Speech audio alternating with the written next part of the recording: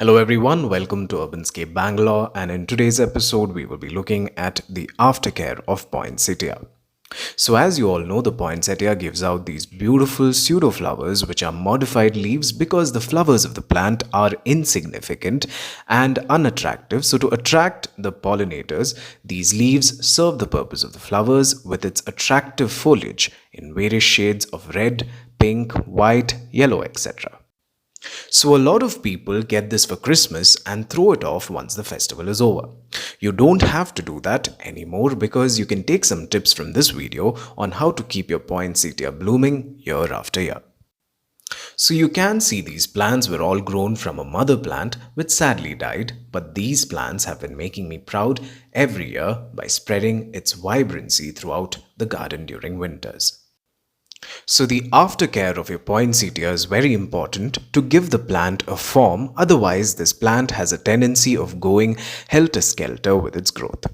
You can see here that this plant can grow into a small tree if not contained. So once you see the foliar color has reverted to their original color of green, that's the right time to prune your plant. So ideally by March or April you can start pruning the plant. So while I prune, I make sure I don't go all the way down to the soil. You need to leave some nodes intact because this is from where the new shoots will grow. So after 10 nodes approximately, I will be cutting the stem. And I will also make sure that the other stems will also be at the same level to give the plant a bushier, uniform look. Make sure there are few leaves left in the plant like this for photosynthesis. And you see, this sap here is very common to a lot of plants in the Euphorbia family. And a lot of us have been thinking that this sap is highly toxic, but it is actually not true. It can cause skin irritation and mild symptoms of nausea, diarrhea, etc., but it will not kill you.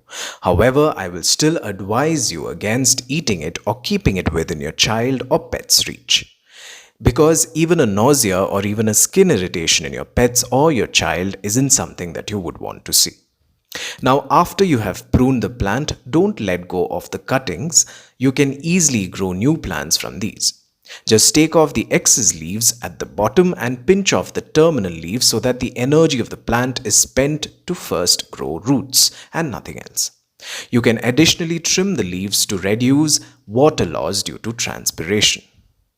Add the cutting at the edge of the pot like this in a well-draining potting mix with some sand, garden soil and compost.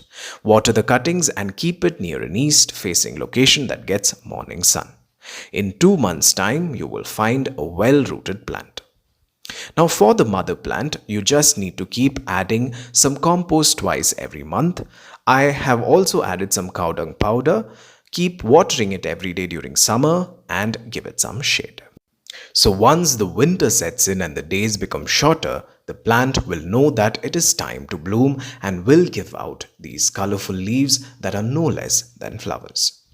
But remember that this plant is photoperiodic and needs at least 14 hours of complete darkness for it to bloom the next year.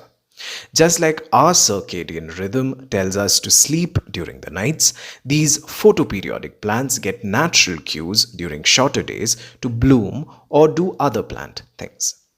I don't do anything like keeping it in a dark room or putting it in a carton, etc. I just keep it on the terrace and it is at a height that the street lights, etc. don't reach.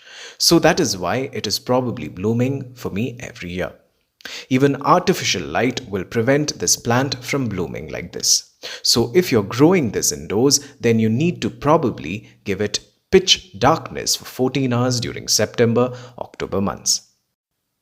Now, another problem area would be whiteflies that you can see under the leaves of this plant.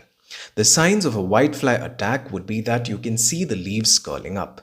So use neem oil mixed with soap and baking soda to get rid of these pests. Spray both the underside and the top surface of the leaves every 3 days per week until you see drastic reduction in their population. Now let's look at my ideal conditions to grow this plant.